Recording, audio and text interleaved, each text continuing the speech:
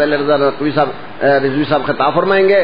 کل سے انشاءاللہ ہمارا اگلا خمسہ جناب مولانا سید ذکی باقری صاحب کا شروع ہو رہا ہے.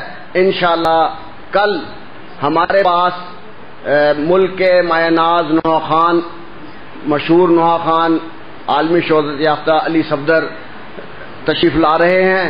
وہ 7:45 بجے یہاں پر سوزخانی فرمائیں گے، سلام پیش کریں گے، اور مجلس کے بعد انشاءاللہ ماتمداری ہوگی. ان کے نوحوں سے آپ لوگ یقیناً استفادہ کریں گے.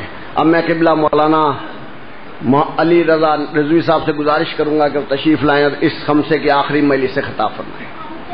بوادنا تک سلوات.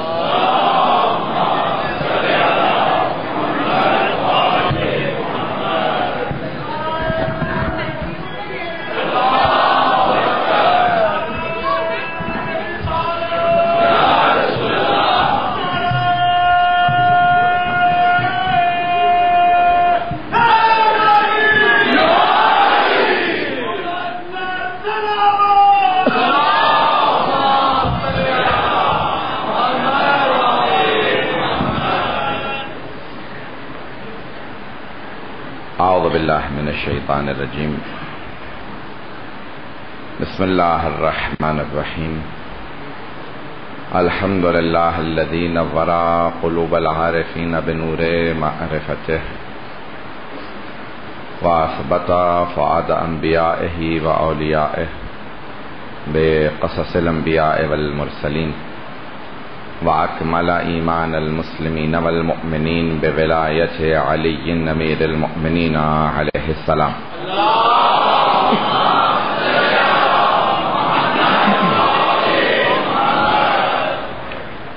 والصلاة والسلام والتحية والإكرام على أفضل الموجودات العبد المؤيد والرسول المسدد المصطفى الأمجد المحمود الأحمد أعني أبا القاسم محمد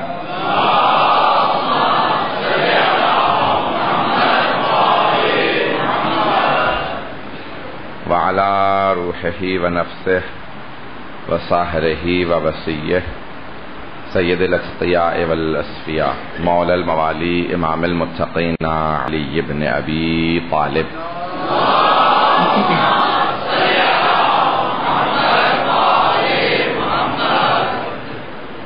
وعلى أوصيائه لا سيما بقية الله في الأرضين روحي وأرواح العالمين لتراب مقدمه الفدا واللعنة الدائمة على أعدائهم أجمعين من الآن إلى قيام يوم الدين.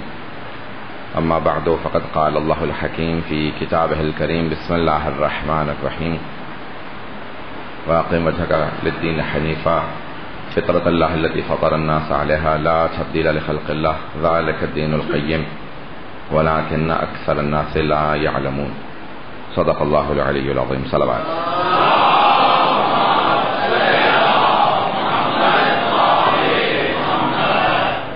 سورہ فاتحہ کی درخواست کی گئی ہے حاضرین کے مرحومین کے لیے اور سرفراز حسین رضا ترمذی کے مرحومین کے لیے اور باب العلم فاؤنڈیشن لاہور کے معاونین کے مرحومین کے لیے.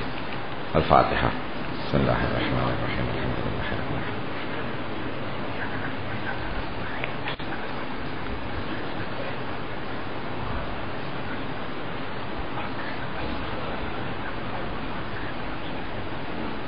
صلی اللہ محمد وعلی محمد.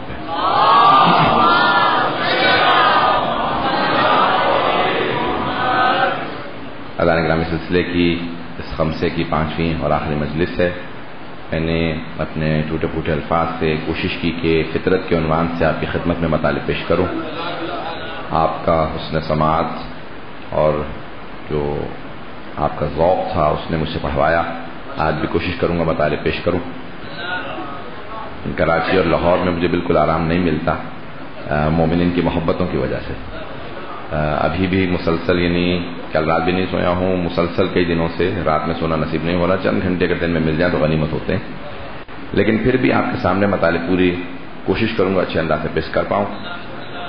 اذان گرامی فطرت کے عنوان سے میں نے مطالب پیش کیے. ہماری فطرت میں صحیح عقائد پائے جاتے ہیں.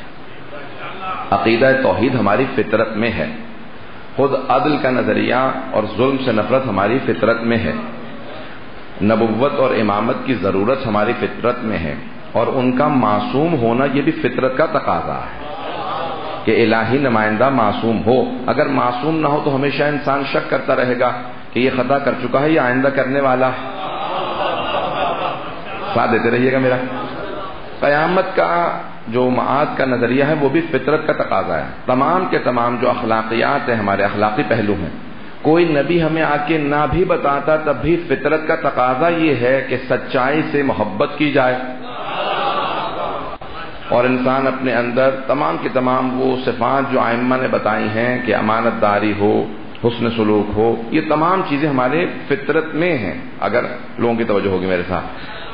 اسی طرح سے بعض عبادات کا تصور پایا جاتا ہے، لیکن یہ جو عبادات ہیں یہ تمام اللہ کی طرف سے نازل ہوتی ہیں۔ خود نماز انسان فطرت سے حاصل نہیں کر سکتا، روزہ فطرت سے حاصل نہیں کر سکتا، حج، خمس زکوٰۃ، جہاد کی فطرت سے حاصل نہیں کر سکتا، یہ کوئی نہ کوئی بتائے گا۔ لیکن فطرت کے اندر ہمیں کچھ نہ کچھ تنہائی چاہیے جہاں پہ ہم کبھی راز و نیاز کر سکیں، اگر بات پہنچا پاؤں تو ایک راز و نیاز کا ہمارے اندر عنصر پایا جاتا ہے۔ ہم لوگ انسان کو مدنی الطبع کہا جاتا ہے، عربی میں، فارسی میں مدنی الطبع، انگلش میں کہتے ہیں سوشل اینیمل، معاشرے میں رہنے والا ہے، تنہائی پسند نہیں ہے، انسان معاشرے میں رہنا پسند کرتا ہے۔ یہاں تک کہ لفظ انسان انس سے ہے، بعض احادیث میں ہے کہ لفظ انسان انس یعنی محبت، یہ مانوس رہتا ہے دوسروں سے، تنہائی پسند نہیں ہوتا، دوسروں میں رہنا پسند کرتا ہے، سب کے ساتھ رہنا پسند کرتا ہے۔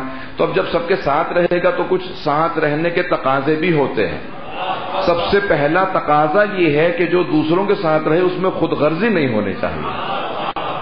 مجھے نہیں معلوم کہ سب تک مجمع ہے میرے ساتھ، ایسا گرامی، خود غرضی نہیں ہونی چاہیے۔ ساتھ رہنے کا پہلا تقاضا ہے خود غرضی نہ ہو، جس میں ایثار اور قربانی کا جذبہ نہ ہو وہ دوسروں کے ساتھ نہیں رہ سکتا۔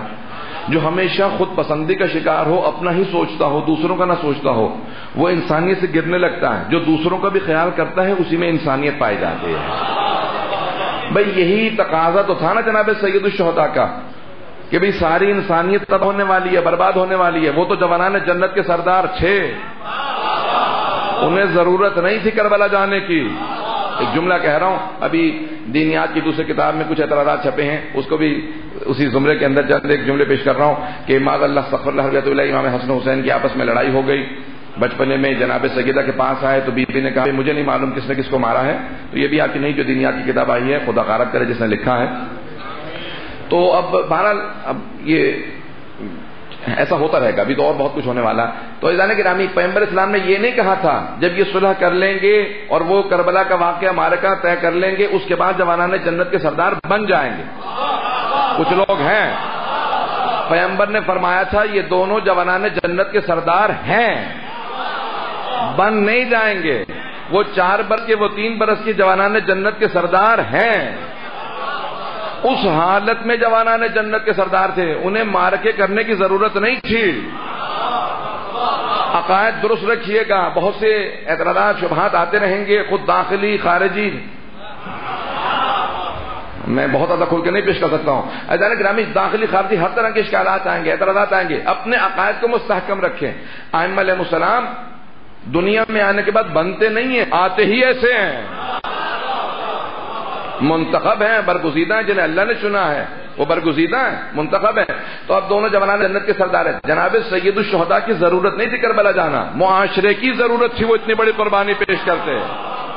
اب کچھ لوگ ہیں، میں چاہتا ہوں سارا مجمع میرے ساتھ ہو، سادہ سے مثال پیش کر رہا ہوں صرف نوجوانوں کی خاطر، کیونکہ بزرگ تو پہنچ گئے ہیں۔ میں چاہتا ہوں میرا ایک ایک بھائی، میرا ایک ایک بچہ میرے ساتھ ہو جب میں مثال کو آپ کے سامنے پیش کروں گا۔ ادارہ گرامی، سادہ سے مثال دے رہا ہوں۔ اگر آپ دیکھیں آج کا دور، ریل کی پٹری ہوتی ہے، یا آج کل بہت سے آپ کے سامنے ٹرینیں چل رہی ہیں، اگر کوئی آئے مفسد آئے، فساد کنندہ ظالم آئے اور پٹری کو کاٹ دیں، کچھ لوگ دیکھیں بھئی یہ پٹری کٹ گئی ہے، جتنے سوار ہیں وہ سب کے سب تباہ ہو جائیں گے، ہلاک ہو جائیں گے، کس طرح سے بچایا جائے؟ تو ان میں سے ایک کبھی دیکھو وقت نہیں رہا کہ یہاں منصوبے بنائیں بیٹھ کے، کیونکہ بہت تیزی سے ٹرین آ رہی ہے، اس پہ سب سوار ہیں، اس ریل پہ سب سوار ہیں، تو میں یہاں پہ ٹریک کے اس طرف کھڑا ہو جاتا ہوں، وہ مجھے بچانے کی خاطر جب روکیں گے تو شاید میں نہ بچوں لیکن وہ بچ جائیں گے۔ کچھ لوگ ہیں، توجہ ہو۔ تو لیکن کیا کیا پھر انہوں نے کہا دیکھو میں اپنی جان دے رہا ہوں ان سب کو بچانے کی خاطر، تو آپ لوگ رک جائیں، ان سب کو بتا دیجیے گا میں نے خودکشی نہیں کی ہے، بتا دیجیے گا میں نے خودکشی نہیں کی ہے، میں نے ان کے لیے اپنی جان قربان کی ہے، ان سب کو سمجھ میں آ جائے۔ دیکھیں وہ ٹریک کاٹنے والا، ریل کی پٹری کو کاٹنے والا یزید تھا، ریل اسلام تھی، سوار مسلمان تھے، جان دینے والے حسین تھے، پیغام پہنچانے والی جناب زینب کبریٰ سید سجاد تھے۔ اذان کرام، یہ کتنی بڑی قربانی ہے، سید الشہداء کو ضرورت نہیں تھی، انہوں نے پوری امت کو بچانے کی خاطر قربانی دی ہے۔ یہ اگر آج امت فراموش کر دے، اگر بھلا دے اتنی بڑی قربانی کو، کیسے ممکن ہے کہ اتنی بڑی قربانی بھلا دی جائے؟ تاریخ میں کبھی ایسی بڑی قربانی نہیں بھلائی جا سکتی۔ اگر ہوں گے میرے ساتھ میں آگے بڑھاتا رہوں گا موضوع۔ آج یہ ہر طرح کے اعتراضات پیش کی جا رہے ہیں، شاید پہلے بھی بزرگ علماء نے بات پیش کی ہیں، لیکن سن لیجئے جتنے بھی اعتراضات آئیں۔ پیغمبر اسلام سے متعلق بھی یہاں تک کہ پوری ایک بحث کی جا رہی تھی، مجھے کسی نے بتایا کہ ٹی وی پہ بحث چل رہی ہے، ایک صاحب نے کہا کہ اللہ نے جتنا کچھ سارے انبیاء کو دیا، فطرت کے تقاضوں کو دیکھیے گا، جتنا سارے انبیاء کو دیا اس سے زیادہ مقام و مرتبہ پیغمبر اسلام کو دیا، لیکن بہت سے انبیاء کو شہادت دی، پیغمبر اسلام کو شہادت نہیں دی۔ لیکن ان کا نظریہ پیش کر رہا ہوں، ان سے تو سمجھ گئے ہوں گے۔ وہ کہتے ہیں کہ لیکن اللہ نے شہادت دو طرح کی رکھی ہے، سری اور علنی، چھپی ہوئی شہادت، کھلی ہوئی شہادت۔ چھپی ہوئی شہادت زہر سے ہوتی ہے اور آشکار شہادت تلوار سے ہوتی ہے۔ کہا اللہ نے کیا کیا، پیغمبر اسلام کو دو نواسے دے دیے، انہیں شہادت نہیں دی، دو نواسے دے دیے۔ ان کا نظریہ پیش کر رہا ہوں کہ اللہ نے دو نواسے دیے پیغمبر اسلام کو، حسن و حسین، ایک کو سری شہادت دی، دوسرے کو علنی۔ ایک کی شہادت زہر سے تھی، دوسرے کی تلوار سے، تو دونوں شہادتیں دو نواسوں کو دے دیں۔ پھر وہ کہتے ہیں یہ ان دو نواسوں کی شہادتیں ان کی شہادتیں نہیں ہیں، یہ پیغمبر کی شہادت ہے۔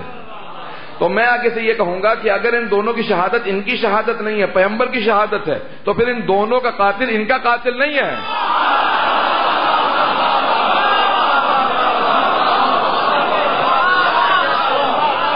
تو پھر مان لیجئے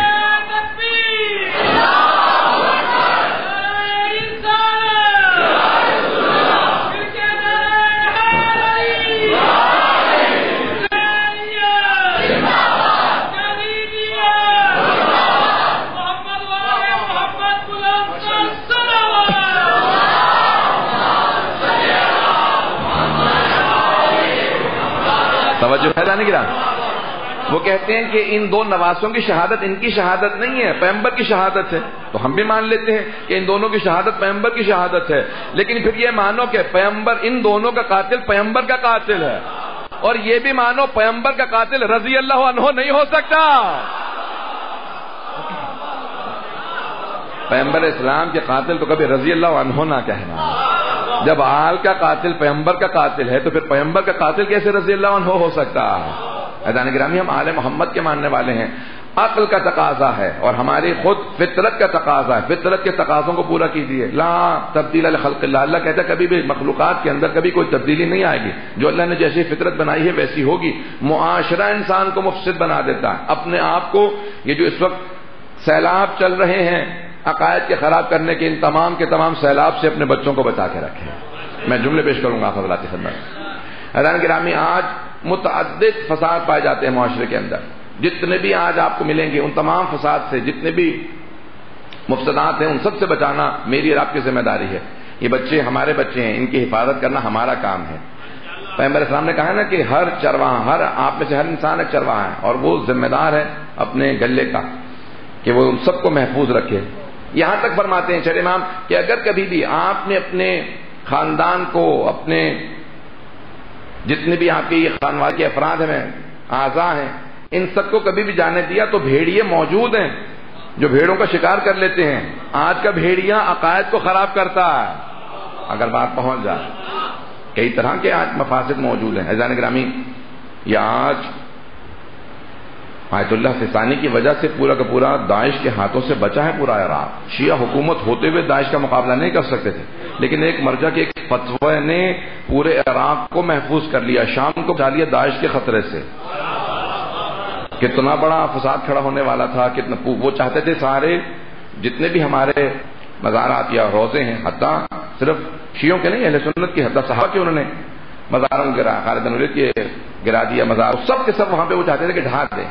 اب مجھے نہیں معلوم کس حد تک لوگ ہیں میرے ساتھ، عزیزان گرامی سب چاہتے تھے وہ یہی کہ داعش حملہ کریں عراق میں، شام میں، تمام روزوں کو، لیکن 3 سال پہلے آیت اللہ سلطان نے ایک فتویٰ دیا کہ ہر گھر سے ایک کم از کم نوجوان، اگر متعدد بیٹے ہیں تو ضرور جائیں حرم امام عسکری علیہ السلام کے دفاع کے لیے.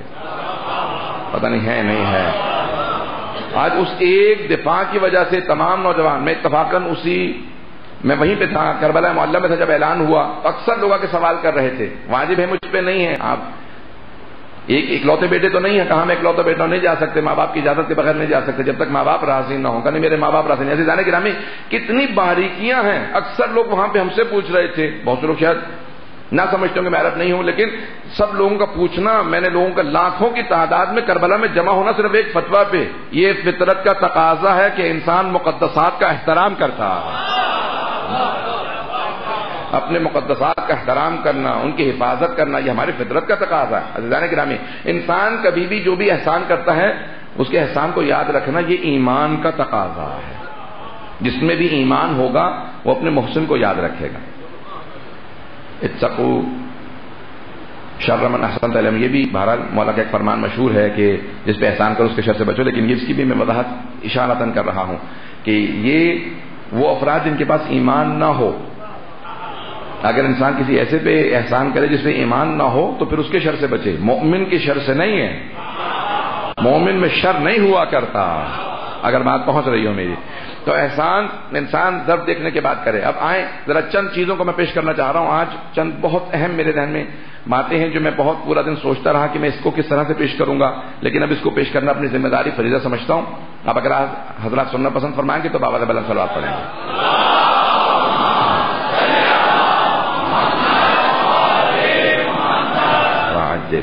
عزیزان گرامی فطرت کے تقاضے یہ ہیں کہ انسان اپنے عقائد کو صحیح رکھے، لیکن آج ایک بہت بڑی یلغار ہے کہ جہاں پہ ہمارے عقائد پہ حملے کیے جا رہے ہیں، داخلی طور پہ بھی خارجی طور پہ بھی، اور بعض اوقات دونوں طرح کے دشمن بہت زیادہ ہمارے لیے نقصان کنندہ ثابت ہو سکتے ہیں. لیکن ہمیں آپس میں کم از کم ایک دوسرے کا احترام برقرار رکھنا چاہیے.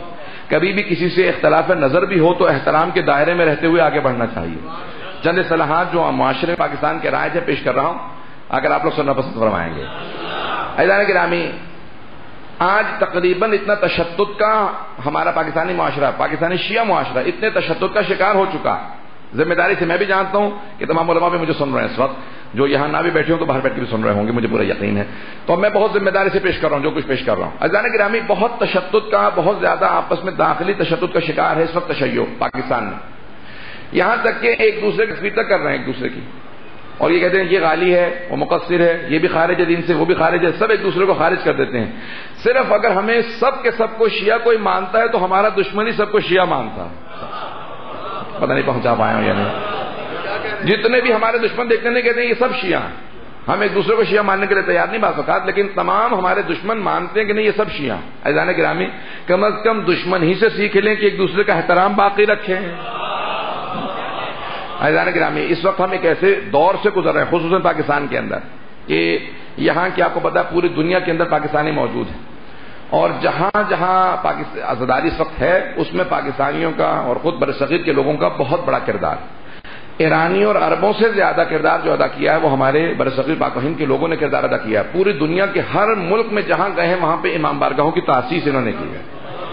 ہر جگہ پہ امام بارگاہوں کے علاوہ مساجد پوری دنیا کے اندر جہاں مجھے جانے کا اتفاق ہوتا ہے سب سے پہلے بنیاد رکھی ہے اگر کسی بھی ہر علاقے کے اندر تو کہیں نہ کہیں سے کوئی نہ کوئی پاکستانی برصغیر پاک و ہند کا آدمی ہوتا ہے. یہ آپ کے بزرگوں کی تربیت ہے. شکر ادا کریں کہ ایسے اجداد ملے جنہوں نے ہمارے اندر وہ عقائد راسخ کیے کہ ہم کبھی بھی کمپرومائز نہیں کرتے. عزاداری آ جاتی ہے، جتنا بے دین سے بے دین پاکستانی شیعہ ہو، محرم آتا ہے تڑپنے لگتا ہے حسین کا دن آ گیا. عزیزان گرامی دوسری اقوام عالم کے اندر محرم آتا ہے محرم چلا جاتا ہے، ہمارے پاکستان کے معاشرے کے اندر سید الشہداء تشریف لاتے ہیں. پتہ نہیں آپ کو احساس ہے اس بات کا نہیں؟ لوگ احساس کرنے لگتے ہیں کہ ہماری زندگی میں دوبارہ سید الشہداء کی آمد ہے. اہتمامات یہ بتاتے ہیں چاہے کوئی بعمل نہ ہو، کوئی دیندار نہ ہو، لیکن اس کی زندگی میں بھی عزاداری ایک جز ہے. یہ بہت بڑی نعمت ہے. شکر ادا کریں پروردگارہ تیرا شکر ہے کہ ہماری زندگیوں کے اندر عزاداری اتنی راسخ ہے کہ کوئی ہمیں اس عقیدے سے نہیں ہٹا سکتا. اللہ گرامی جتنے سیلاب آئیں گے ان سب سے ہمیں بچنا ہے، اپنے آپ کو محفوظ رکھنا ہے، چاہے وہ داخلی ہوں. میں زیادہ کھل کے نہیں پڑھنا چاہتا، کہیں گے تو میں بہرحال پاکستان میں جتنا ہو سکتا ہے سیاسی مسائل سے اجتناب کرتا ہوں. اس وقت سب سے زیادہ جو ہمیں نقصان ہو رہا ہے تشیع کو پاکستان میں، وہ داخلی فتنے فساد کی وجہ سے، داخلی اختلافات کی وجہ سے ہو رہا ہے. دنیا میں کم ملکوں میں اتنی آبادی ہوگی جتنی پاکستان میں شیعہ آبادی. کم ملکوں میں اتنی آبادی ہوگی، 2-4 شاید ملک ہوں جن کی آبادی دنیا میں پاکستان سے شیعوں کی آبادی زیادہ. اتنی بڑی آبادی ہوتے ہوئے بھی ہم لوگ پس رہے ہیں اس وقت، اور جو اٹھتا ہے وہ کہتے ہیں نا کہ ایک مظلوم بیٹھا ہوا ہو تو ہر آتا جاتا اس کو ظلم کرتا ہوا چلا جاتا ہے، اس کو مارتا ہوا چلا جاتا ہے. کیوں؟ کہ علامہ اقبال نے کہا ہے جرم ضعیفی کی سزا مرگ مفاجات. جو کمزور ہوتا ہے نا تو اس کو ناگہانی اموات آنے لگتی ہیں، اس پہ بڑے بڑے مسائل آنے لگتے ہیں. ہمارے داخلی اتحاد کی ہمیں سخت ضرورت ہے. اتحاد بین المسلمین سے زیادہ اتحاد بین المؤمنین کی ضرورت ہے اس وقت. عزیزان گرامی، اس وقت جتنا ہمارے اپنے اندر انجمنیں، تنظیمیں، سیاسی پارٹیاں بنتی چلی جا رہی ہیں، یہ بہت بہت پریشان کن ہے. چند ایک سخت باتیں کہنے والا ہوں، اب آپ حضرات کو پسند آئے نہ آئے، میری آج فائنل مجلس سے سن لیجیے گا، پھر زندگی رہے تو دوبارہ پیش کروں گا. عزیزان گرامی، جہاں تک آواز آ رہی ہے سب سن لیں. میری تمام اپنے علماء سے، اہل علم سے، تمام سے گزارش ہے، یہ جتنے آپ کے داخلی طور پہ اس وقت مسائل ہیں ان کی وجہ سے آج تشیع پاکستان میں مار کھا رہا ہے. اور جتنے ایک ایک نام پہ، مرجعیت کے نام پہ، اس کے نام پہ، اس کے نام پہ آپ گروہ بناتے چلے جا رہے ہیں، تنظیمیں بنا رہے ہیں، اس کا نقصان کسی کو نہیں ہو رہا، صرف تشیع ہی کو ہو رہا. نقصان ہمیں ہو رہا، اور اس کا فائدہ ہمارے دشمنوں کو ہو رہا، ہمیں کوئی فائدہ نہیں ہو رہا. آپ سمجھتے ہیں ایک اور تنظیم کھڑی ہوگی اس کا فائدہ ہوگا؟ کوئی فائدہ نہیں ہو رہا، دشمن کو فائدہ. اگر ہمارا دشمن عقل مند ہو، زیرک ہو، ہوشیار ہو، مکار ہو، عیار ہو تو ہمیں بھی عقل مند ہونا چاہیے. لیکن جتنا دشمن مکار و عیار ہے اتنی ہی احمقانہ حرکتیں کر رہے ہیں، اس لیے ہم زیادہ نقصان اٹھا رہے ہیں. میں چند ایک باتیں سب کہنا چاہتا ہوں، ابھی بھی میں 2-4 منٹ آپ کے لوں گا، اس کے بعد پھر چند ایک جملے فضائل کے پیش کر دوں گا، لیکن اس کو برداشت کیجیے. آج عزیزان گرامی، جتنا ہم داخلی طور پہ ایک دوسرے کو الزامات دیتے چلے جائیں گے، تلاش کریں گے، عیب تراشی، عیب جوئی کریں گے، جب تک یہ ایک انگلی جو ہم دوسروں کی طرف اٹھاتے ہیں ہمیں خیال نہیں آتا باقی ساری انگلیاں اپنی ہی طرف ہیں. یہ ایک انگلی دوسروں کی طرف ہے، باقی سب انگلیاں کہہ رہی ہیں کہ اپنے آپ کو تو دیکھ. ہمیں سب کو دوسروں سے متعلق حسن ظن رکھنا چاہیے، اپنے متعلق سوء ظن رکھنا چاہیے، لیکن الٹ ہو رہا ہے. ہمیں سب سے متعلق سوء ظن ہے، اپنے متعلق حسن ظن ہے. میں بہت ہی قابل ہوں، میں تو بہت ہی باعمل ہوں، میں تو بالکل ہی صحیح راستے پہ ہوں، باقی بہت پیچھے ہیں مجھ سے، نہ علم ہے نہ عمل ہے، کچھ بھی نہیں ہے. عزیزان گرامی، اس خوش فہمی کے آپ شکار مت ہوں. معاشرے اجتماعی طور پہ کبھی بھی ہمیں اس طرح سے شکار نہیں ہونا چاہیے کہ جہاں پہ ہم آپس میں ایک دوسرے کو بے انتہا تانا تشنی طنز کرنے لگیں. نہیں، ہمیں اپنی محبتوں کو دوبارہ بڑھانا ہوگا، اور اس کے ذمہ دار ہمارے پاکستان کے اندر جتنے بھی ہمارے اس وقت جو مین لوگ لیڈ کر رہے ہیں وہ سب سے زیادہ ذمہ دار ہیں. یہ میں نے بات کہی ہے. ایک اور بات کہنا چاہتا ہوں، نوجوانوں کے اندر سے یہ جو خوف ہے اس کو نکال دیجیے. سن رہے ہیں حضرات؟ مجھے سناٹے سے کچھ نہیں ہوتا، میری بات منتقل ہونی چاہیے. عزیزان گرامی، نوجوانوں کے دلوں سے خوف نکال دیں. بم کا دھماکہ ہو جائے گا، یہ ہو جائے گا، وہ ہو جائے گا. عزیزان گرامی، کچھ بھی نہیں ہوگا. کبھی بھی کسی قوم کو دہشت گردی سے ختم نہیں کیا جا سکتا اگر بات پہنچ جائے. عزیزان گرامی، کبھی بھی کوئی کسی بھی قوم کو دہشت گردی سے ختم نہیں کر سکا. لیکن یہ جو داخلی طور پہ دوسری فکری دہشت گردی ہوتی ہے یہ بہت خطرناک ہوتی ہے. جو عقائد پہ حملے ہونے لگیں اور بہت سے لوگوں کے عقائد کو ضائع کر دیے جائیں. اپنے عقائد کو راسخ رکھیں، مضبوط رکھیں. ہمارا اپنے عقیدے پہ کوئی بھی سمجھوتا نہیں ہونا چاہیے. کبھی بھی اپولوجیٹک مت بنے، معذرت خانہ انداز نہیں ہونا چاہیے. سنیں گے اس بات کو؟ ہمیں اپولوجیٹک نہیں ہونا چاہیے. ہمارے بچے اگر کہیں خدا نہ خاصہ ایسا ہو، لیکن میرے کئی مرتبہ اتفاق ہوا، کوئی پوچھ لے ایئرپورٹ پہ یہاں وہاں، آپ شیعہ تو نہیں ہیں؟ ہاں میں شیعہ ہوں. سر اٹھا کے کہ ہاں میں علی کا ماننے والا شیعہ ہوں.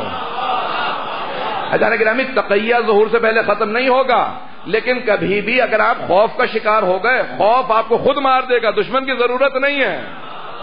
کہیں پہ بھی سر اٹھا کے کہیں اہل بیت کے ماننے والے ہیں، جنہیں ہم مانتے ہیں وہ قابل فخر ہیں. دنیا چھپتی پھرے، اپنے منہ جا کے چھپائے، ان کے نہ جانے پیشوا کیسے ہیں، پتہ نہیں ہے یا نہیں ہے. ہم ان ایسے پیشواؤں کے ماننے والے ہیں کہ ہمیں افتخار ہے ہمارے ایک نہیں 12 علی جیسے امام ہیں. ہم 14 معصومین کے ماننے والے ہیں. سر اٹھا کے ہمیشہ، کبھی گھبرانے کی ضرورت نہیں ہے. یہ پریشانیوں کا دور نہیں ہے. اپنے اندر ایک قوت پیدا کریں، استقامت پیدا کریں، منظم ہو، مرتب. عزیزان گرامی، جتنے نوجوان ان کو پڑھائیں. ایسا نہ ہو کہ ہمارے نوجوان علم سے دور ہو جائیں. ان میں سب میں تعلیم ہونی چاہیے, دینی تعلیم بھی ہو, دنیاوی تعلیم بھی ہو, کوئی ہمارا نوجوان کمزور نہ ہو. چند ایک باتیں میں اور کہوں گا, میں چاہوں گا کہ سب کے سب سنیں ان باتوں کو. عزیزان گرامی, ہمارا کبھی بھی اپنے عقائد پہ کوئی سمجھوتا نہیں ہو. انتظامیہ سے کبھی ڈرنے کی ضرورت نہیں ہے, کوئی بھی پریشر قبول کرنے کی ضرورت نہیں. میں نے پہلے بھی ایک مرتبہ کہا تھا, یہ جو بعض اوقات آپ پہ پریشر بلڈ کیا جاتا ہے, اپنا روٹ بدل لیں جلوس کا, مجلس یہاں نہ کرو وہاں کر لینا, پہلے اجازت لو. جب آپ ڈریں گے تو وہ اور زیادہ ڈرائیں گے, ایک روٹ بدلیں گے وہ 1000 روٹ بدلوائیں گے. توجہ ہو میرے ساتھ. ایک جو میں کہہ رہا ہوں صرف نوجوانوں کے لیے, جس کو میں پیش کر رہا ہوں, پتہ نہیں شاید یہاں پیش کیا نہ کیا ہو, کہ جناب ختمی مرتبہ ہر روز جب گزرا کرتے تھے تو ایک اوجڑی پھینکا کرتی تھی خاتون پیغمبر اسلام پہ, ایک مشرکہ اوجڑی پھینکتی تھی, پیغمبر اسلام ہر روز وہیں سے گزرتے تھے. ایک دن بیمار ہو گئی, پوچھا کہاں ہے وہ, کا بیمار ہے. عزیزان گرامی, پیغمبر نے اپنا روٹ نہیں بدلا تھا. جو حق پہ ہوتا ہے روٹ نہیں بدلتا, جو باطل پہ ہوتا ہے وہ زور لگاتا ہے کہ اذیت دی جائے, راستے خراب کیے جائیں, اوجڑیاں پھینکی جائیں, دھماکے کیے جائیں, روٹ بدل جائیں, لیکن جو حق پہ ہوں گے روٹ نہیں بدلیں گے. ہم جناب سید الشہداء کے ماننے والے ہیں, ہمیں کوئی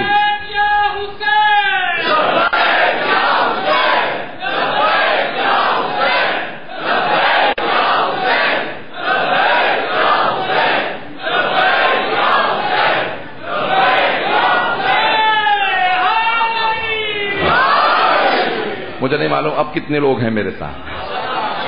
میں سخت باتیں کہہ رہا ہوں, لیکن میں اپنی ذمہ داری سمجھتا تھا, اس لیے میں نے ان باتوں کو پیش کرنا اپنا فریضہ سمجھا کہ کہیں پہ بھی ہم کسی طرح سے بھی کوئی سمجھوتا نہ کریں. عزیزان گرامی, ہم استقامت دکھائیں گے. آج پاکستان کے اندر میں مائنورٹیز کا مخالف نہیں ہوں, کبھی بھی نہیں رہا کہ کسی کی پروسیکیوشن ہونی چاہیے, کسی کو مار دینا چاہیے, نہیں. سب اقلیتوں کو جینے کا حق ہے, اور یہ پاکستان سب کے لیے بنا تھا, چاہے یہاں پہ کوئی عیسائی ہو, ہندو ہو, کوئی اور فرقہ ہو. لیکن آج پاکستان کے اندر اقلیتوں کے بھی حقوق ہم سے زیادہ ہو گئے. میں بات کو پہنچا نہیں پایا. اقلیتیں جو یہاں پہ پاکستان میں ہیں, قادیانی جو ہیں وہ آرمی چیف تک بنوا لیتے ہیں اپنا. نہ میں آرمی چیف کے خلاف بات کر رہا ہوں, نہ یہاں پہ کسی اور کو, نہ آپ ڈریں. میں صرف اپنی قوم کو بیدار کر رہا ہوں کہ وہ افراد منظم ہونے کے بعد جو ہمارے 1/10 بھی آبادی نہیں رکھتے, وہ کہاں سے کہاں پہنچ جاتے ہیں, اور ہم اپنے داخلی تشدد کی وجہ سے آج مسلسل مار کھا رہے ہیں. اگر ہم متحد ہو جائیں تو ہمارا کوئی مقابلہ کر ہی نہیں سکتا. جب حجاج جس نے 80,000 شیعہ قتل کر دیے, جب آبادی ہی چند لاکھ تھی, تب ہمیں کوئی نہ مٹا سکا, تو آج پاکستان میں کبھی ڈرنے کی ضرورت نہیں ہے. کوئی ختم نہیں کر سکتا علی کے ماننے والوں کو, کوئی ختم نہیں کر سکتا. اپنے سر بلند رکھیں, یہاں پہ کچھ نہیں ہونے والا, یہ ہمارا ملک ہے. ایک جملہ کہہ رہا ہوں, پاکستان جب بنا تھا تو 12:05 پہ بنا تھا. رات کے 12:05 پہ اعلان ہوا ہے. میں نے اسی سال خود دوبارہ چیک کیا کہ ایک مرتبہ انہوں نے اعلان کیا 14 اگست سے 12:05 تاریخ 14 بنانے والے محمد علی جناح, فاطمہ جناح اگر ہوں گے میرے ساتھ, جس کے بنانے والے محمد علی اور فاطمہ ہوں, اور بنا بھی 12:05 پہ 14 اگست کو ہو, تو اگر کوئی 12/5/14 کا دشمن ہے وہ چلا جائے کہیں اور. یہ ہم نے بنایا تھا, ہم یہیں پہ رہیں گے, یہ ہمارا ملک ہے, ہمیں کوئی یہاں سے نہیں نکال سکتا ہے. اس کی بقا کے لیے ہم نے اپنا خون دیا ہے, اسے بچانے کے لیے دوبارہ قربانیاں دیں گے. آج کسی اور قوم نے اتنی قربانیاں دی ہوتی تو بغاوت کر دیتے, ہم پھر بھی کہتے ہیں پاکستان ہمارا ہے. ہم کبھی بھی کسی بھی طرح سے اس پاکستان کے اندر سید الشہداء کی عزاداری پہ کوئی سمجھوتا نہیں کریں گے. ہمارا پاکستان ہے, عزاداری یہاں پہ باقی رہے گی. توجہ ہے میرے ساتھ. عزیزان گرامی, اپنے بالکل اپنے آپ کو مستحکم رکھیں, مضبوط رکھیں, کوئی بھی سمجھوتا نہیں ہوگا, کوئی آپ کو روک نہیں سکتا. آج پابندیاں لگتی رہیں, لیکن آج جتنی بھی پابندیاں لگیں گی, میں نے پہلے بھی کہا, اسپرنگ کو جتنا زور سے دبایا جاتا ہے اتنا ہی اونچا اچھلتا. جتنا ہم پہ دباؤ ڈالا جائے گا تشیع اتنا مضبوط ہو کے ابھرے گا. سونا جب آگ میں جلتا ہے کندھن بن جاتا ہے. ہمیں جتنی سزائیں دو گے اتنا ہی ہم مضبوطی سے آگے بڑھیں گے, لیکن ہمیں خود سبق سیکھنے کی ضرورت ہے. داخلی طور پہ متحد رہیں. مجھے نہیں معلوم کس حد تک لوگ ہیں میرے ساتھ, کس حد تک نہیں ہیں. عزیزان گرامی, جس دور سے گزر رہے ہیں, مجھے پوری دنیا میں جانے کا اتفاق ہوتا ہے. پوری دنیا کے اندر پاکستان میں صرف خطیب کے طور پہ میں معروف ہوں, یہاں پہ خطابت کا صرف میرا عنوان ہے. حتیٰ امریکہ, کینیڈا میں, آسٹریلیا میں بھی, افریقہ میں, مڈل ایسٹ میں, ہر جگہ پہ زیادہ تر لوگ مجھے صرف خطیب کے طور پہ جانتے ہیں. لیکن برطانیہ, یورپ کے اندر مجلس علماء یورپ کا پریزیڈنٹ ہوں. وہاں پہ تمام امور, اجتماعی سیاسی امور میں خود وہاں پہ لیڈ کر رہا ہوں. اور ہم نے باقاعدہ انسجام دیا, صرف ایک نعرہ دیا, ایوری شیعہ میٹرز، ہر شیعہ ہمارا شیعہ. مجھے نہیں معلوم، کچھ لوگوں کو پسند آیا کچھ کو نہیں آیا. ہر شیعہ ہمارا شیعہ. ساتویں امام فرماتے ہیں کہ ہمارا بے عمل بھی ہو تو ان کے باعمل سے افضل ہے. کہ مولا کیوں؟ کہ ہماری ولایت جو رکھتا ہے. عزیزان گرامی کم از کم دوسرے کو تسلیم تو کریں، مانے تو صحیح، عزت و احترام تو دیں. مولا فرماتے ہیں کہ اگر کبھی کسی نے کسی کی توہین کی میرے ماننے والے کی تو اس نے خانہ کعبہ پہ تلوار چلائی ہے. عزیزان گرامی اپنے داخلی طور پہ اتحاد انسجام کو باقی رکھیں. اپنے داخلی طور پہ ہمیں مضبوط ہونے کی ضرورت ہے، ہمیں کوئی نہیں ہلا سکتا. عزیزان گرامی مثال پیش کر رہا ہوں، کائنات میں سب سے بڑی مثال ہے. حتیٰ مشرکین نے، کفار نے اس مثال کو پیش کرنے کے بعد کہا کہ ہم نے اس سے سبق لیا. سید الشہداء صرف 72 کو لے کے گئے. ایک حکمت یہ بھی تھی کہ 100 بھی نہیں ہے لیکن ہمیشہ کے لیے فاتح ہیں. نام انہیں 72 کا باقی رہے گا کیونکہ حق پہ تھے، متحد تھے اور اپنے امام کے لیے تابع دار تھے، ان کی اطاعت میں تھے. 72 اگر پورا تخت الٹ سکتے ہیں، جو اس وقت کا سب سے بڑا بادشاہ تھا اس کے تخت کو ایسا ہلایا آج تک وہ دوبارہ زندہ نہیں ہو سکا. نام مردہ ہے. جو ماننے والے ہیں اسے بھی کہتے ہیں نا تو یزید ہے، گریبان پکڑ لے گا آپ کا.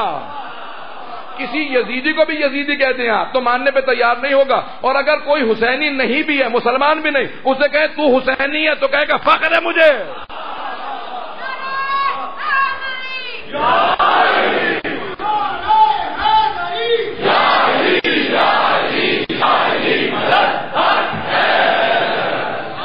عزیزان گرامی ہمیں مضبوط ہونے کی ضرورت ہے. کبھی آپ نہیں دیکھیں گے تشیع نے کسی پہ ظلم کیا ہو. کبھی بھی کوئی شیعہ اگر حکومت میں آئے گا، کبھی شیعہ حکومت بنے گی، ہم نہ کسی پہ ظلم کریں گے، نہ کسی کا حق غصب کریں گے، نہ کسی کو اس کی عبادت سے روکیں گے. یہاں تک کہ پیغمبر اسلام اور امیر المومنین کی اگر حکومتوں میں دیکھیں، جناب امیر نے دیکھا کہ عیسائی سڑک پہ سو رہا ہے. مولانا نے کہا یہ کیا ہے؟ کہ علی عیسائی ہے. کہ یہ نہیں پوچھ رہا کون ہے، پوچھ رہا ہوں یہ کیا ہے. توجہ ہو. کیا یہ کیا ہے؟ کہا کہ یہ علی عیسائی ہے، پیسے نہیں دیتا، اب یہ بوڑھا ہو چکا، کام نہیں کر سکتا تو جزیہ نہیں دیتا، سڑک پہ آ گیا.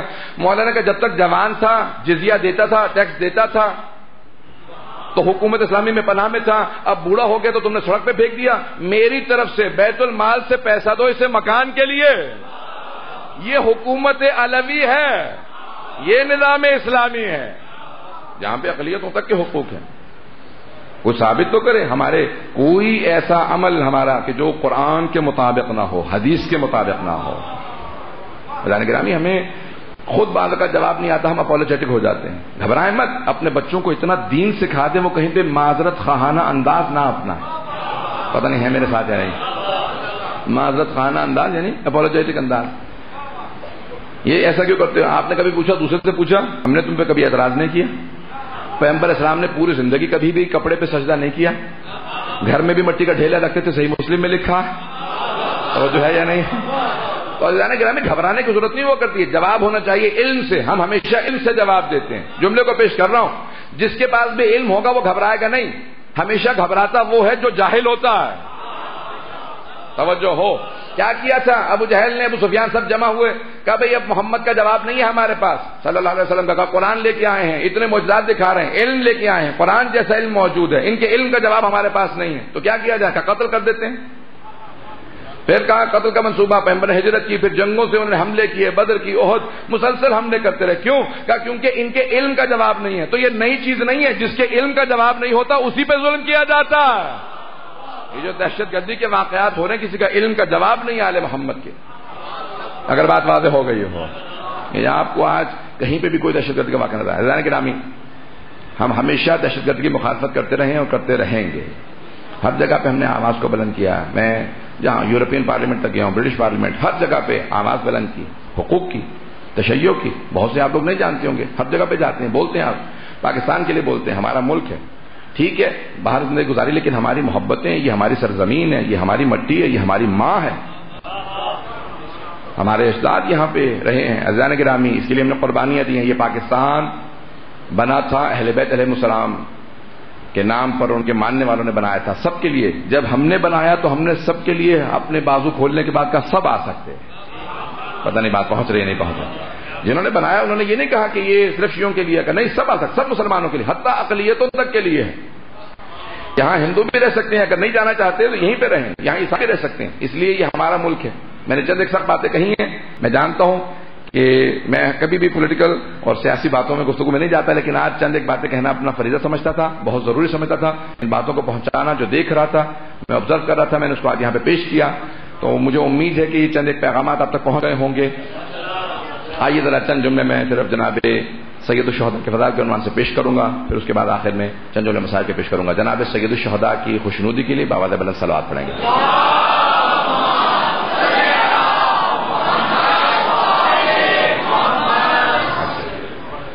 عزیزان گرامی، یہ جتنے بھی ادوار گزرے ہیں، ان تمام ادوار کے اندر ہمیشہ ایک نام بہت جلی رہا ہے، اور وہ حسین ابن علی کا نام رہا ہے. ایک ایسا نام جو ہر دور میں روشن رہا ہے، اور یہاں تک کہ جب ایک امریکی پریزیڈنٹ نے اوتھ لینا چاہیے، اپنے حلف لینا چاہا، اس کے نام میں حسین آتا تھا. کہ نہیں، باپ مسلمان تھا، مجھے تو حسین نام کا کچھ نہیں معلوم، میں نکالنا چاہتا ہوں. باراک حسین اوباما اس کا نام تھا. تو کہا میں حسین نام کو نکالنا چاہتا ہوں اپنے نام سے، کیونکہ اکثر لوگ کہہ دیتے ہیں کہ صدام کا نام حسین ہے. توجہ ہے میرے ساتھ؟ تو ایک شیعہ میرے ایک دوست ہیں، عالم دین ہیں، عزیز بھی ہیں، انہوں نے خط لکھا اور تفصیل سے بتایا حسین کون ہے. توجہ ہو، خط لکھ کے بتایا کہ حسین کون ہے. کہ مجھے اندازہ نہیں تھا کہ اتنا باعظمت نام ہے حسین کا. 2 مرتبہ حلف کے دوران اس نے روک کے کہا کہ نہیں، میرا نام حسین ہے. جب سپریم کورٹ کا جج ہے اسے حلف لے رہا تھا، اس نے کہا نہیں، باراک اوباما سے میں حلف نہیں لوں گا، باراک حسین اوباما. 2 مرتبہ اس نے دہرایا. پوری دنیا نے سوال کرنا شروع کیا یہ حسین کون ہے جس کی وجہ سے اوباما کو اس سے محبت ہو گئی ہے. کہ یہ اوباما نہیں، پوری دنیا کی فطرت کا تقاضا ہے حسین سے محبت کی جائے. جسے کافر بھی یہ سمجھے کہ اس کے ساتھ نسبت عظمت کا سبب بنتی ہے، ذلت کا نہیں، اسے حسین کہتے ہیں.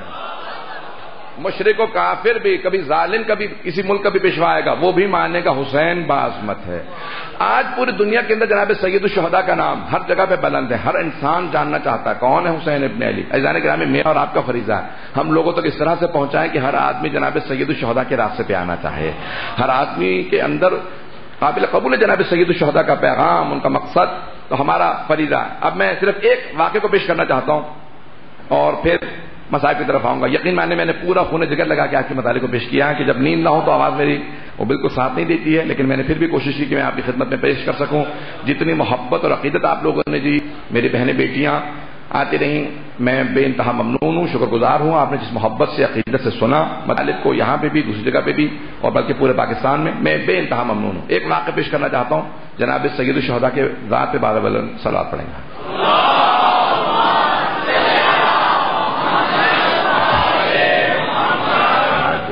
عزیزان گرامی، ہر امام نے، ہر نبی نے جناب سید الشہداء سے متعلق کچھ نہ کچھ ضرور کہا.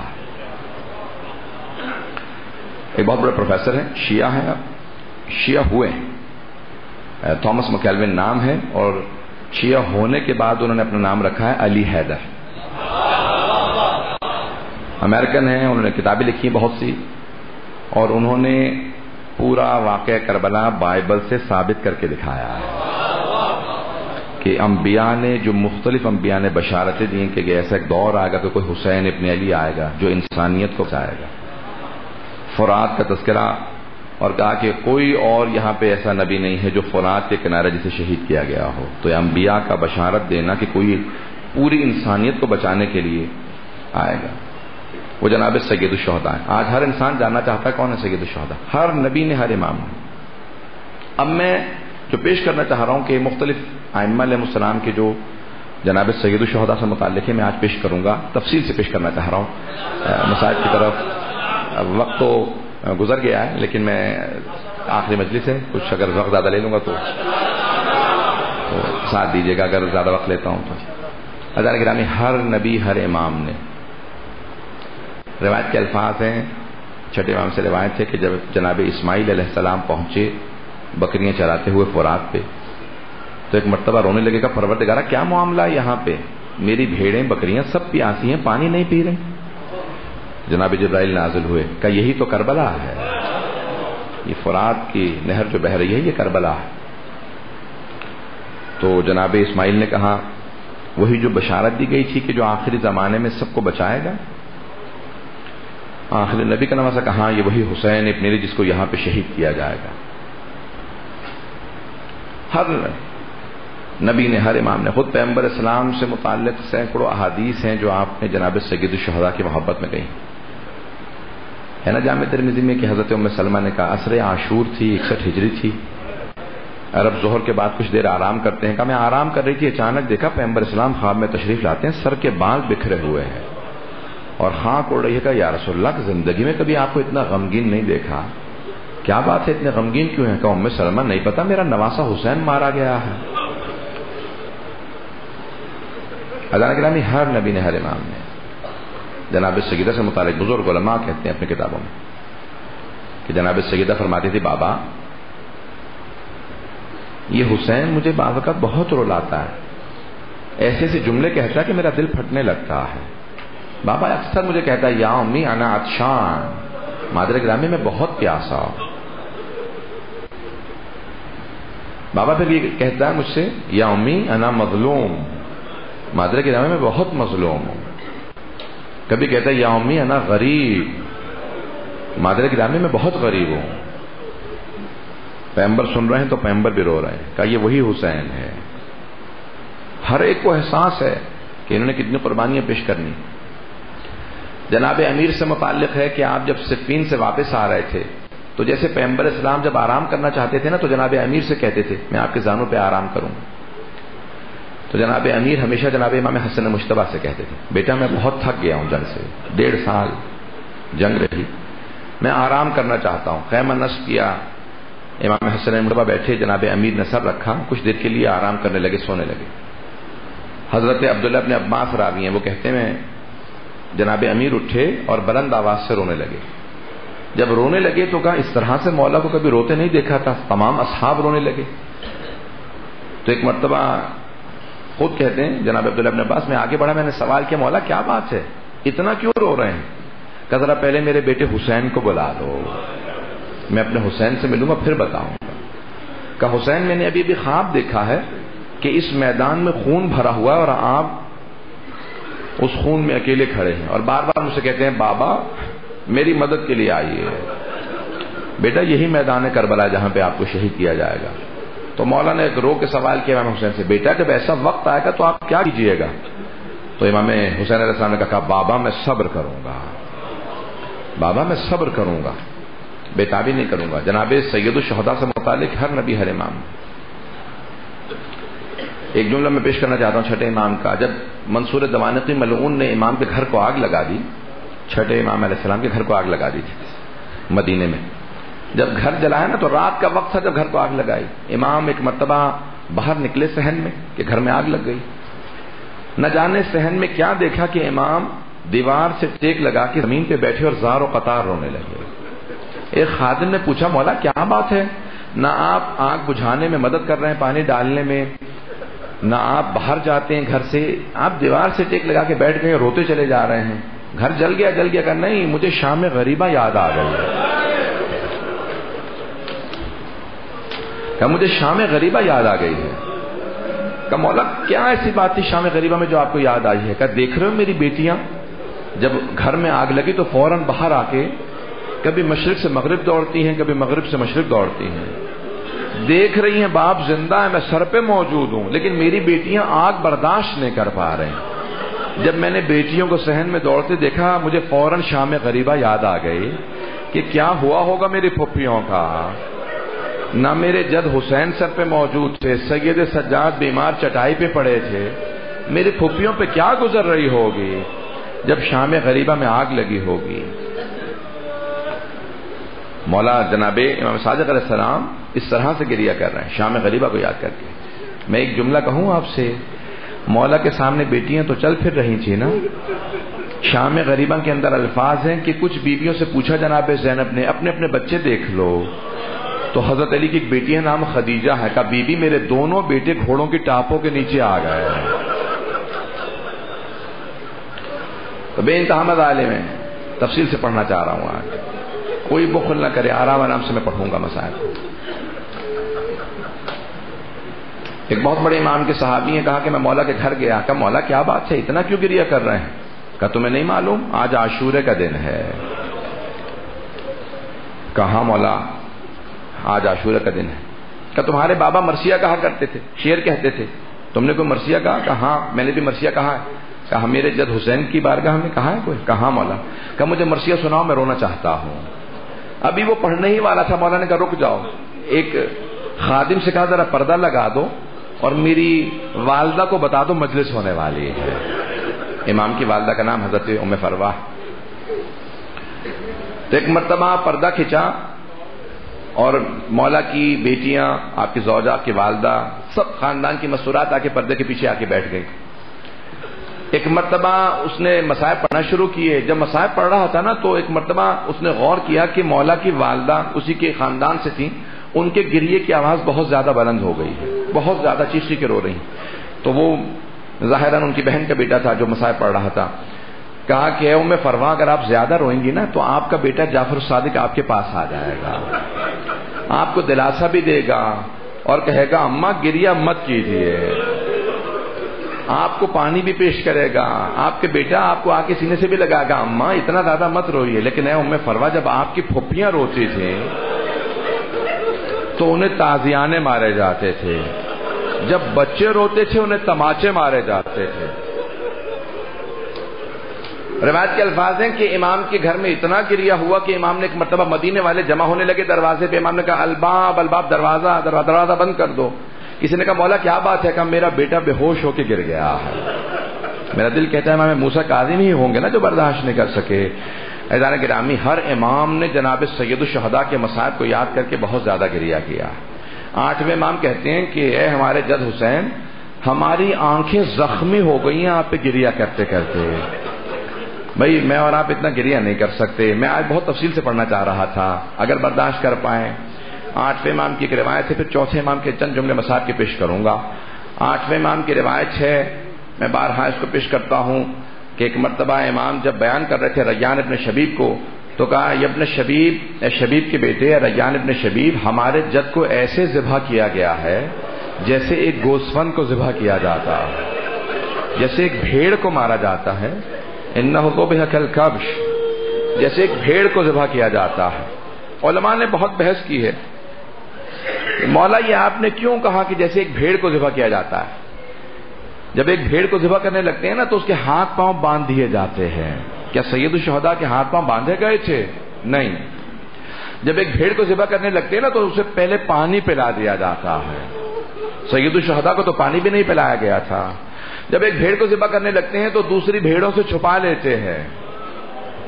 جب ایک بھیڑ کو ذبح کرنے لگتے ہیں تو چھری کو تیز کر لیتے ہیں. نہ سید الشہداء کو خنجر تیز کرنے کے بعد ذبح کیا گیا، نہ بہنوں سے چھپایا گیا، نہ پانی پلایا گیا. اے امام رضا پھر آپ نے کیوں کہا کہ جس طرح سے ایک بھیڑ کو ذبح کیا جاتا ہے؟ کہ جب کوئی بھیڑ کو مار رہا ہوتا ہے نا کوئی روکنے والا نہیں ہوتا، کوئی نہیں کہتا مت مارو اس کو. کیا کوئی جب سید الشہداء کو ذبح کیا جا رہا تھا کوئی روکنے والا نہیں تھا. پورے یزیدی لشکر میں ایک آدمی نہیں تھا جو اعتراض کرتا مت مارو یہ تمہارے نبی کا نواسا، یہ زہرا کا لال ہے، مت مارو اسے. کہ روایت کے الفاظ ہے بس ایک بی بی کھڑی دیکھ رہی تھی. جناب زینب بار بار کہتی تھی مت مارو یہ تمہارے نبی کا نواسا ہے. روایت کے الفاظ ہے جناب زینب کبریٰ خیمے سے باہر آ گئیں اور ایک مرتبہ بی بی کہتی ہے جب زلزلہ سے محسوس ہونے لگا میں خیمے سے باہر آئی. جملے میں بڑے سخت پیش کر رہا ہوں. روایت کے الفاظ ہیں عرب خواتین تیز نہیں چلتی لیکن اگر پریشان ہو تو تیز تیز چلنے لگتی ہیں، اور اگر بہت زیادہ پریشان ہو تو اپنے ہاتھوں کو سر پہ رکھ لیتی ہیں. کہتے ہیں مقتل میں جب جناب زینب آئیں دونوں ہاتھ سر پہ تھے، بی بی بہت تیز تیز چل رہی تھی. ایک مرتبہ مقتل میں آئی، بی بی خود کہتی ہیں میں نے ایک مرتبہ تلے زینبیہ پہ چڑھنے کے بعد نشیب میں دیکھا میرا بھائی کہاں ہے؟ سب مارے گئے تھے، کوئی مرد نہیں تھا. سید سجاد چٹائی پہ تھے. میں پوچھوں تو صحیح میرا بھائی کہاں ہے؟ دیکھا ایک آدمی وسط میں کھڑا، چاروں طرف سے لوگ تیر مار رہے ہیں. جسے کچھ نہیں ملتا وہ نیزہ مار رہا ہے، جس کے پاس نیزہ بھی نہیں ہے وہ تلوار سے وار کرتا ہے، جسے کچھ نہیں ملتا وہ پتھر مار رہا تھا. کہ ایک آدمی بیچ میں کھڑا، پورا جسم لہو لہان ہے. بس ایک سوال کیا جناب زینب نے انت اخی، کیا آپ میرے بھائی حسین ہیں؟ میں قربان جاؤں امام حسین علیہ السلام کی عظمتوں کے، مولا آپ کے صبر کے قربان. مولا حسین یہ نہیں کہتے ہاں میں حسین ہوں. ایک مرتبہ پلٹ کے جناب زینب کو دیکھا، کہا یا زینب ارجعی الی الفسطاط، اے زینب خیمے میں واپس چلی جاؤ. میری بہن اب آپ سے برداشت نہیں ہوگا، ابھی شمر آئے گا میرے سر سے امامہ اتارے گا، جب میرے سر کے بالوں میں ہاتھ ڈالے گا آپ سے برداشت نہیں ہوگا۔ اجرکم اللہ۔ امام زمانہ کے بڑے سخت جملے ہیں۔ امام زمانہ کہتے ہیں میرا سلام ہو میرے جد حسین پہ، والشمر جالس علی صدرہ، جبکہ شمر ان کے سینے پہ سوار تھا۔ ارے یہ مخزن امامت حسین کہ ایک مرتبہ شمر سینے پہ سوار ہو، آخذن بلحیت، ان کی ریش مبارک کو پکڑ رکھا تھا۔ جب پوچھا نا امام سے مولا کیسے شہادت ہوئی، کچھ کہتے ہیں سامنے سے گلا کاٹا، کچھ کہتے ہیں پشت گردن سے گلا کاٹا، کچھ کہتے ہیں نہر کیا۔ مولا تڑپنے لگے، کہا تینوں باتیں صحیح ہیں۔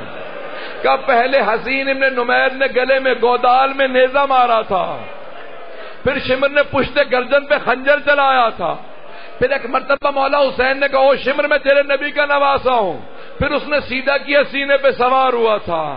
میں سخت جملے پیش نہ کرتا، لیکن مجھے بڑی آج غریب و غریب سی کیفیت ہے، نہ جانے دوبارہ کس کس کو ہمیں مہلت ملے میں جناب سید الشہداء کی مجلس کرنے کی، کسے مہلت ملے یہ مجلس سننے کی۔ بے واہ حسرتہ عجیب و غریب کیفیت ہے۔ آج مل کے کہیں گے مولا سجاد جب آپ اپنے بابا کو دفنانے گئے کیا کیفیت تھی، کل لاشے کے ٹکڑوں کو تلاش کر رہے تھے۔ مولا کیوں تلاش کر رہے ہیں؟ کہ گھوڑے جب دوڑائے گئے میرے بابا کے لاشے پہ، آزاد بکھر گئے میرے بابا کے۔ اجرکم اللہ، اجرکم اللہ۔ سارے انبیاء کی ارواح موجود تھی۔ جب آپ کربلا جائیں گے زیارت پہ انشاءاللہ وہاں دیکھیں گے پینٹنگ لگا رکھی ہے، جناب سید الشہداء کی شہادت ہو رہی ہے، تمام انبیاء کی ارواح موجود ہیں۔ جناب ختمی مرتبہ جناب سیدہ کے ساتھ کھڑے ہیں، امیر المومنین امام حسن کے ساتھ کھڑے ہیں۔ سارے انبیاء بار بار کہتے تھے یا رسول اللہ معاف کر دیں، اس سے آگے ہم دیکھ نہیں سکتے۔ ایک نوبت آئی کہ خود جناب ابراہیم کہنے لگے یا رسول اللہ میں نے تو جب اسماعیل کے گلے پہ چھری رکھی تھی آنکھوں پہ پٹی باندھ لی، اس سے آگے میں نہیں دیکھ سکتا۔ ایک ایسا وقت آیا خود رسول اسلام نے کہا علی اب آپ جانے اور زہرا جانے۔ ایک مرتبہ ایک ایسا وقت آیا کہ خود جناب امیر نے کہا زہرا اب آپ جانے اور حسین جانے۔ لیکن کسی حالت میں جناب سیدہ نے رخ نہیں موڑا۔ بی بی آگے بڑھی کہ پروردگارہ گواہ رہنا میں نے چکیاں پیس کے پالا تھا، پروردگارہ میں نے رخ نہیں موڑا، انبیاء نے رخ پھیر لیا۔ آپ نے بزرگ علماء سے سنا ہے نا جب خنجر چل رہا تھا بی بی بار بار ہاتھ رکھتی تھی، او شمر مت مار میں تیرے نبی کی بیٹی ہوں۔ اجرکم اللہ۔ میں تمام کر دیتا آج جب پرسہ دیجئے گا نا جناب سید الشہداء کو کہیے گا بی بی آپ نے چکیاں پیس کے پالا تھا۔ نور الثقلین میں روایت ہے بڑے بڑے علماء نے کتابوں میں کہ خود جناب سیدہ جب آئیں گی میدان محشر میں ایک مرتبہ ایک منادی ندا دے گا سیدہ خدا کہتا ہے آج آپ جو مانگیں گی وہ عطا کرے گا۔ بی بی کہیں گی پروردگارہ مجھے میرے دونوں بیٹوں کی شہادت دکھا دے۔ ایک پردے پہ دونوں کی شہادت دکھائی جائے گی جیسے آج آپ کی اسکرینوں پہ چلتا ہے۔ کیا دکھائیں گے؟ روایت کے الفاظ ہے امام صادق فرماتے ہیں ایک بیٹے کا کلیجہ دکھایا جائے گا، ایک کے کلیجے کے ٹکڑے نظر آئیں گے، دوسرے کی کٹتی ہوئی رگیں نظر آئیں گی۔ ایک کا کلیجہ نظر دوسرے کی کٹتی ہوئی رگیں نظر آئیں گی۔ روایت کے الفاظ ہے چھٹے امام فرماتے ہیں میری دادی بلند آواز سے گریا کریں گی پروردگارہ تو گوار ہے میں نے بڑی محبتوں سے پالا تھا۔ میں یہیں پہ تمام کر دیتا۔ مجھے گریے کی آواز آ رہی ہے، مجھے محسوس ہوتا ہے جیسے خواتین بھی گریے کر رہی ہیں، ان کا گریہ یہاں تک آ رہا ہے۔ میں ایک سوال کروں آپ سے، آپ نے صرف سنا ہے نا، آپ نے دیکھا تو نہیں ہے؟ میرا سلام ہو اس بی بی پہ جو 70 قدم کے فاصلے پہ کھڑی تھی، بار بار کہتی تھی اما فیکم مسلم، کیا تمہارے درمیان کوئی مسلمان نہیں ہے؟ یہ تمہارے نبی کا نواسا ہے۔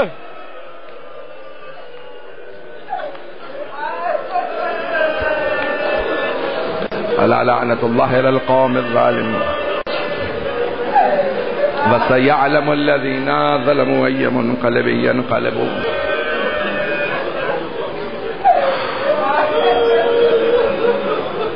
2 سے 4 منٹ کی زحمت دوں گا، ہاتھوں کو بلند کیجیے گا. پروردگارا، زیارت ناحیہ میں امام نے کہا ہے نا، امام نے ہر عضو کو یاد کر کے سلام کیا ہے.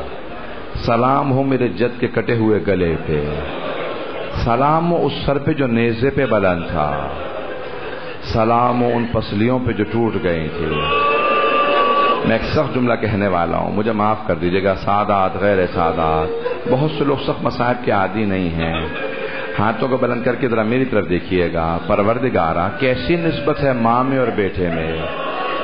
جناب سیدہ میں اور جناب سید الشہداء میں نہ جانے کیسی نسبت ہے. دونوں کی پسلیاں ٹوٹی ہے، لیکن ایک فرق ہے، بی بی کی پسلیاں جلتے ہوئے دروازے دیوار کے درمیان میں، اور سید الشہداء کی پسلیاں گھوڑوں کی ٹاپوں کے نیچے.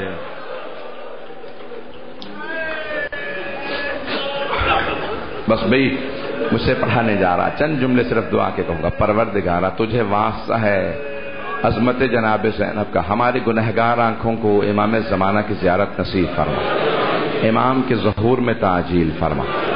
پروردگارا، ہاں میں پڑھنا چاہتا تھا، میں نے چھوڑ دیا، لیکن اب 2 جملے سن لیں مولا سجاد علیہ السلام کے.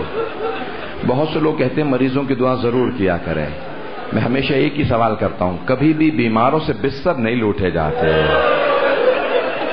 شام غریبہ میں ایک بیمار سے بستر بھی لوٹ لیا گیا.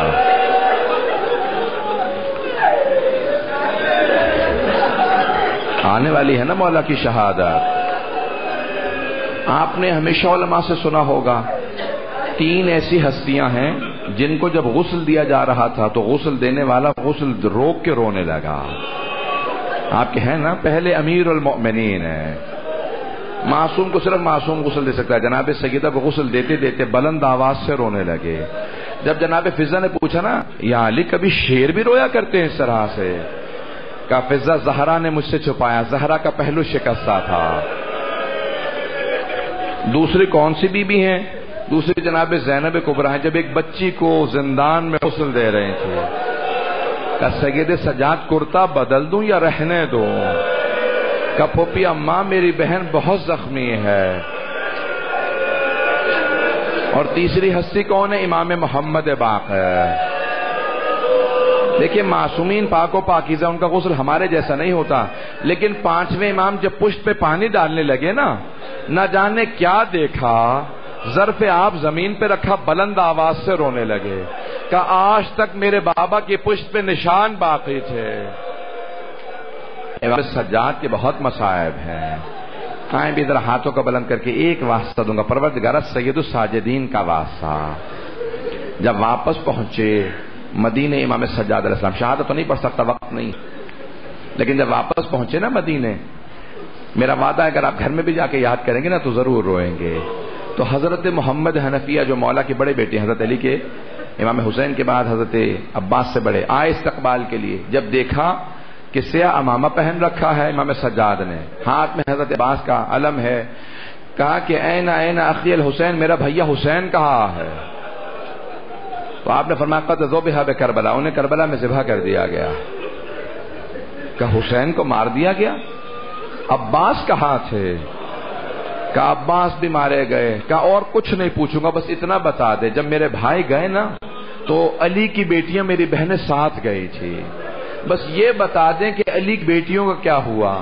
امام سجاد نے کہا چچا، انہیں کوفہ اور شام کے بازاروں میں پھرایا گیا، انہیں شرابی کے دربار لے جایا گیا. حضرت محمد حنفیہ گھوڑے کی پشت سے زمین پہ گر گئے. امام سجاد آگے بڑھے، چچا کے سر کو اٹھا کے زانوں پہ رکھا. کہ چچا گھر چلیں، گھر جا کے گریہ کیجئے گا. کہ آپ کون ہیں؟ مجھے بار بار چچا کیوں کہتے ہیں؟ کہ چچا آپ نے پہچانا نہیں؟ چچا میں سید سجاد ہوں. کہ سجاد آپ 24 برس کے جوان ہیں، آپ کی داڑھی سفید کیسے ہو گئی؟ چچا آپ نے صرف سنا علی کی بیٹیاں شرابی کے دربار میں گئی تھیں. آپ گھوڑے کی پشت سے گر گئے. چچا میں آنکھوں سے دیکھ کے آیا ہوں. شرابی کا دربار تھا, علی کی بیٹیاں تھیں. بوڑھا کر دینے کے لیے کافی ہے. پروردگارا واسطہ امام سجاد کی مظلومیت کا, کیونکہ بھائی نے کہہ دیا تھا, شاہ صاحب نے, اس لیے میں نے 2 جملے پیش کر دیے. آئیں بھئی, صرف دعا کے آخری جملے پیش کر رہا ہوں. پروردگارا تمام مریضوں کو شفائے کاملہ عاجل عنایت, بے اولادوں کو اولاد عنایت فرما, مقروضوں کے قرض ادا فرما, حج و زیارات کی تمنا رکھنے والوں کو حج و زیارات نصیب فرما. پروردگارا جو ہاتھ بلند ہے کسی کو رد نہ فرما. پروردگارا سب کی دعائیں مستجاب فرما. پروردگارا میں دیکھ رہا ہوں ابھی بھی بہت سے لوگ رو رہے ہیں. پروردگارا یہ جتنے رونے والے ان کے آنسوؤں کو جناب سیدہ کے رومال میں جگہ عنایت فرما. میں ایک آپ سے سوال کروں, آپ جب روتے ہیں کوئی تماچے تو نہیں نہ مارتا آپ کو؟ کبھی تازیانہ تو کسی نے نہیں مارا آپ کو؟ پروردگارا ان رونے والوں کے گریے کو اپنی بارگاہ میں قبول و منظور فرما. ہم سب کی عاقبت بخیر فرما. پروردگارا ہمیں سب کو, ہماری نسلوں کو ایمان پہ قائم و دائم فرما. ہماری مستورات کے پردے کی حفاظت فرما. پروردگارا جہاں جہاں مومنین بسے ان کے جان مال عزت آبرو کی حفاظت فرما.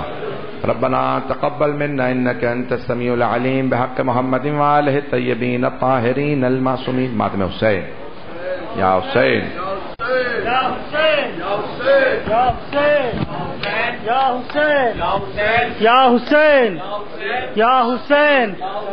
مومنین حلقہ بنا لیں, ایک نوحے کا پرچہ پیش کریں گے. یا حسین.